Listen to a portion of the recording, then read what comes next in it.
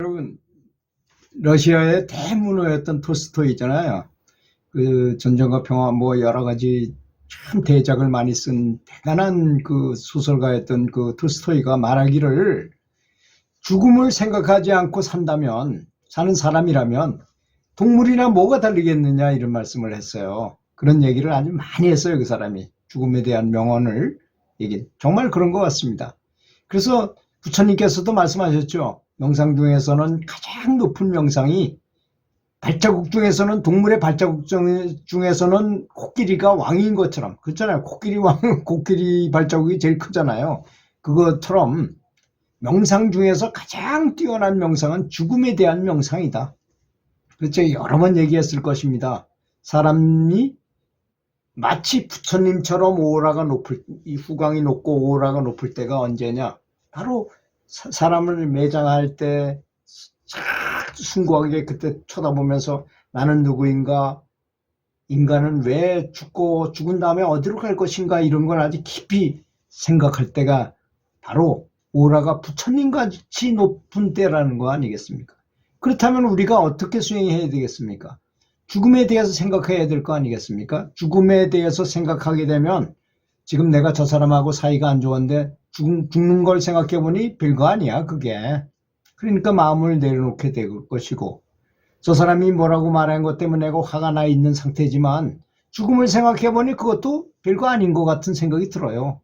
또 내가 돈을 저 사람한테 많이 띠켜가지고 마음이 괴로워서 그놈을 죽이고 싶을 정도로 미워하지만 죽음을 생각하니까 별거 아닌 것 같은 느낌이 들고, 실제로도 또 그렇습니다. 어떤 사람은 그걸 과감하게 참아내는 사람도 있어요. 그런 사람은 병에 안 걸리고 계속 고민하고 근심하고 걱정하고 스트레스 받는 사람은 암에 걸리거나 이렇잖아요. 중병에 걸리는 법입니다. 그래서 암은 사연의 병이라고 말하잖아요. 당연히 그럴 수밖에 없습니다. 그래서 어떻게 생각하느냐, 어떤 마음을 가지고 사느냐, 이건 굉장히 중요한 요소라고 저는 항상 생각합니다. 그래서 우리가 이제 큰 믿음과, 이제 뭐 불교를 믿든 기독교를 믿든 뭐 힌두교를 믿든 어떤 종교든 간에 그걸 철석같이 믿으면서 자기가 모시는 그런 고귀한 분을 철저하게 믿으면서, 또는 크게 의심하면서 나는 누구인가, 의심할 게 많잖아요. 사람이 궁금한 게 얼마나, 죽으면 어디로 가는가, 그죠? 왜 사람은 반드시 죽어야만 하는가? 정말 생사 문제를 해결하는 방법이라는 것이 정말 있는 것인가? 부처님은 분명히 그렇게 말씀하셨어요. 생사 문제를 해결할 수 있다. 아마 살아도 산 것이 아니고 죽어도 죽은 것이야. 죽은 다음에도 계속 살아있는 어떤 것을 알고 계셨던 거죠.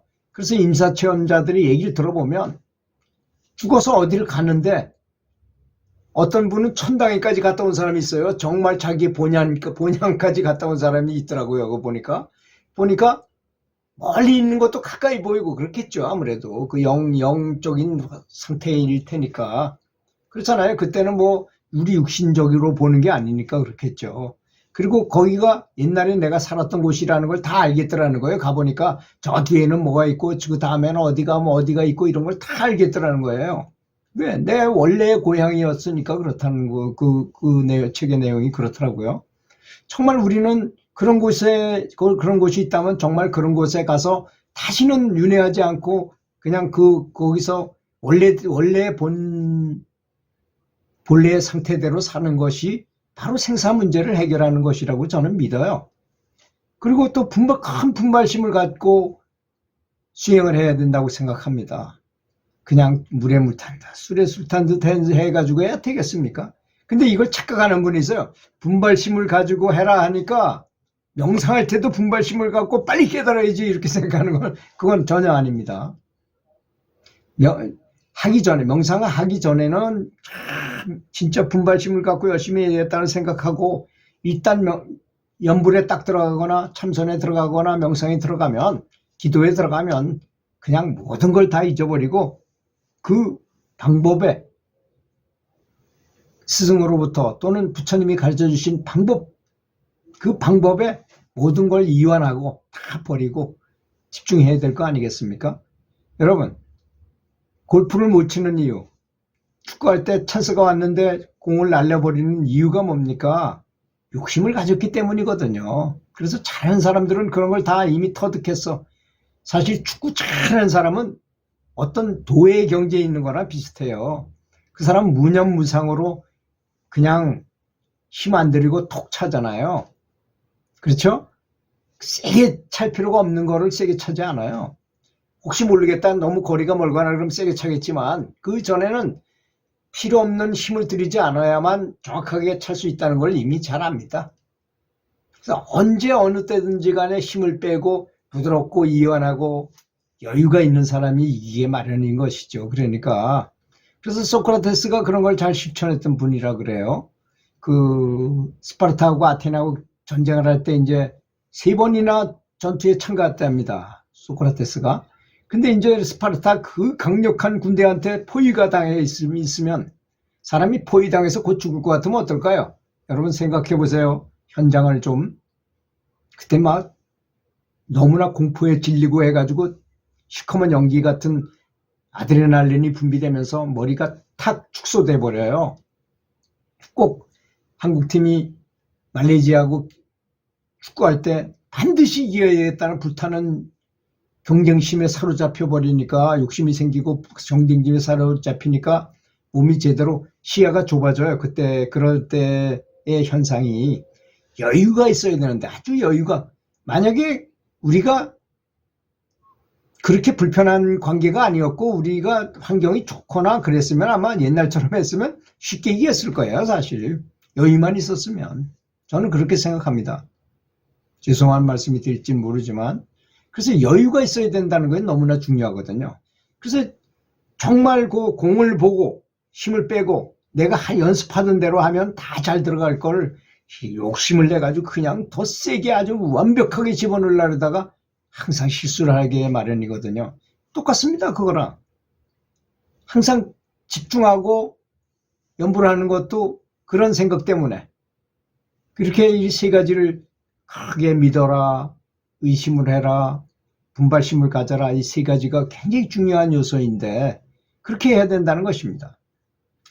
그러면 우리가 내가 잘 되고 있는지 안 되고 있는지를 한번, 내가 지금 연불이 잘 되고 있고 내 경지가 어느 정도고 내가 어느 상태에 있는지를 한번 점검해 보신 적이 있나요? 저는 점검표를 만들어야 된다고 생각해요. 내가 신구위를 개정해 또는 팔정도 이런 거 있잖아요. 부처님이 다 이렇게 계율을 만드셔가지고 이렇게 살아라 한 게 다 있어요. 거기다 점수를 매겨보는 거예요. 그런 걸 좀 해봐야지, 아, 내가 연불은 열심히 한다고 하는데 행동은 개떡같이 했구나. 마음 먹는 거는 다른 사람이 잘 되게 하지 않았구나. 그래서 부처님께도 그런 경전에 보면 그런 말이 많이 나오잖아요. 성문과 연각이란 말을 많이 쓰셨어요. 성문과 연각이란 말을, 부처님 법문을 듣고 제대로 깨달은 아라한, 또 자기 혼자서 그냥 공부하다가 어느 경지에 이르는 사람을 연각이라고, 독각불이라고 말하잖아요. 그냥 자기 혼자 자기 업을 씻어내고 에너지를 밝게 만들어가지고 단을 형성해가지고 어떤 깨달음을 얻었어요. 그런 사람을 연각이라고 말했다는 것입니다. 부처라고 말하지 않고. 그죠? 어느 경지에 이르렀기 때문에. 그래서 연각불 이렇게 말을 붙여주면 아라한 정도죠. 왜? 부처님의 경지는 모든 사람이 다 잘 되기를 바라는 거잖아요. 그런 걸 추구하셨기 때문에 지혜를 얻어도 큰 지혜를 얻게 되는 것이고, 연각이나 성문처럼 그렇게 짧은 지식으로만 뭔가를 했다면, 그래서 큰 스님이 법문을 하시면 그거를 완전히 내가 소화해가지고 내 나름대로의 자기주도적, 나에게 맞는, 내 수준에 맞는 것으로 소화해가지고 내 것을 만들어야 됩니다. 그것을 근기라고 말합니다.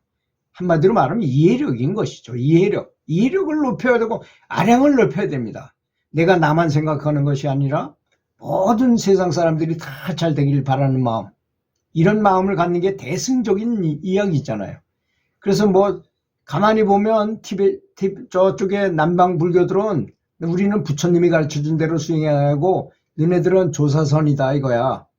뭐 화두나 들고 뭐 이런 그 변질됐다 너네들은. 근데 또 이쪽 대승불교라는 분들은 야 무슨 소리냐, 우리는 대저 대비 많은 사람이 다 잘되기로 크게 노는 사람들이지 너네처럼 나만 깨닫고자 뭐 이렇게 좁게 생각하는 사람이 아니라고 서로 이렇게 서로 자기 말이 맞다고 그러는 것 같아요. 확실히는 모르겠지만. 그런데 우리가 그러니까 그 두 개를 조합해야 정상인 거 아니겠습니까? 자기 업을 닦고 연부를 부처님의 힘을 받아서 내 업장을 다 소멸시키고 또 공부해가지고 밝아져서 단을 만들고, 단을 또 어떤 말로는 또 법륜이라고 표현하셨잖아요. 부처님께서는 법륜을 굴리신다.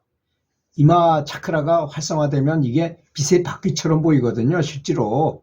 그게 이제 중국말로 번역돼가지고 우리한테 오니까 법륜, 이게 무슨 뜻인지를 이해를 법륜에 대해서 얘기하는 스님 나는 한 번도 못 봤어요. 차크라를 말하는 거잖아요. 그것이 굴리는 것처럼 이게 빛이 바퀴가 돌아가는 것처럼 보이기 때문에 그렇게 말하는 것입니다.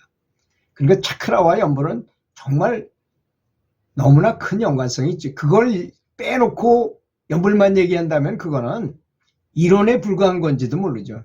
수영에 대해서 이론적으로 100년을 배운다고 그래서 수영을 물속에 들어가서 직접 수영을 해야 되잖아요.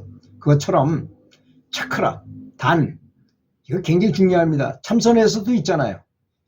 맨 처음에 의심을 하다가 의정이 생기고, 의정이 생기면 의단이 생겨야 된다. 의단, 의심덩어리에 단이 된다 이겁니다.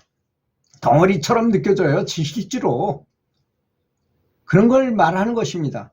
그래서 연불을 하다가 연불의 단이 형성이 되면 연불을 안 해도 저절로 그게 활성화돼 가서 돌아가니까 굳이 연불을 하지 않아도 되는 경지까지 갈 수가 있다는 것이죠. 너무 얘기가 길고 복잡하고 어렵네요. 자, 들어주셔서 감사합니다.